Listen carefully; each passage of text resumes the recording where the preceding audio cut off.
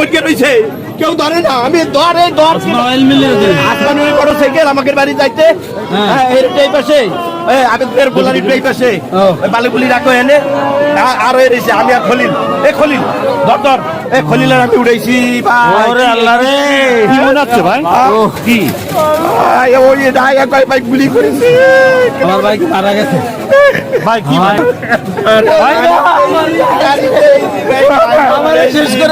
ভাই ঘটনাটা কি? বাইরে গেছে, মোটরসাইকেলে গুলি করে গেছে। কয়জন ছিল তাও জানি না ভাই। আমরা খলিল উঠাইতে পারি না ভাইকে সামনে কোথায়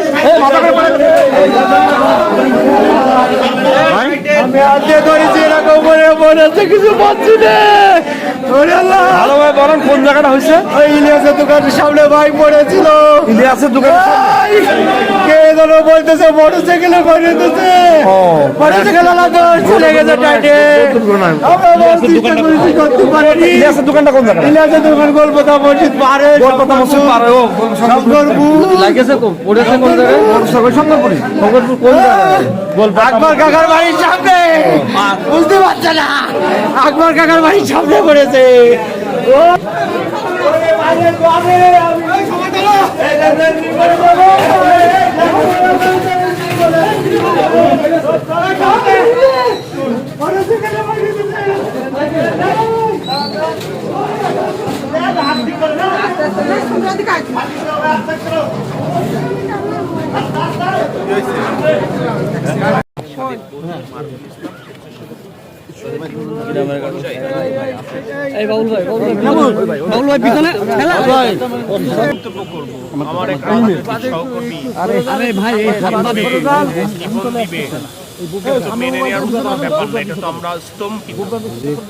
দেখেন, গত ফ্যাসিস্ট আমলে এই যশোরে আমাদের 68 জন নেতা কর্মী বিচার বহির্ভূত হত্যাকাণ্ডের শিকার হয়েছিলেন, হুজুমের শিকার হয়েছিলেন।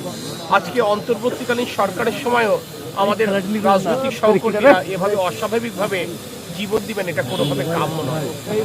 আমি সকল শ্রেণী পেশার মানুষকে, সকল রাজনৈতিক শক্তি যারা গণতন্ত্রের পক্ষে, তাদেরকে আহ্বান জানাবো, আসুন যারা দেশ বিরোধী শক্তি, যারা দেশকে অস্থিতিশীল করতে চাচ্ছে, আমরা সম্মিলিতভাবে তাদেরকে প্রতিরোধ করি। আমরা যদি সম্মিলিতভাবে প্রতিরোধ করতে ব্যর্থ হই, তাহলে আগামীর বুলেটটি আমাদের কার দিকে তাক করে রয়েছে এটা কিন্তু আমরা কেউ জানি না। আইন শৃঙ্খলা বাহিনীকে বলবো সদা সতর্ক থেকে তারা নির্মোহভাবে, নিরপেক্ষভাবে এই ঘটনার পেছনে যারা জড়িত তাদেরকে চিহ্নিত করবেন এবং দৃষ্টান্তমূলক শাস্তির ব্যবস্থা করবেন।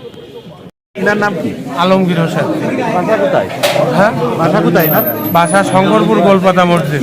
কি কাজে? ল্যান্ডের বিজনেস করে। ল্যান্ডের বিজনেস করে। এই জায়গা আরে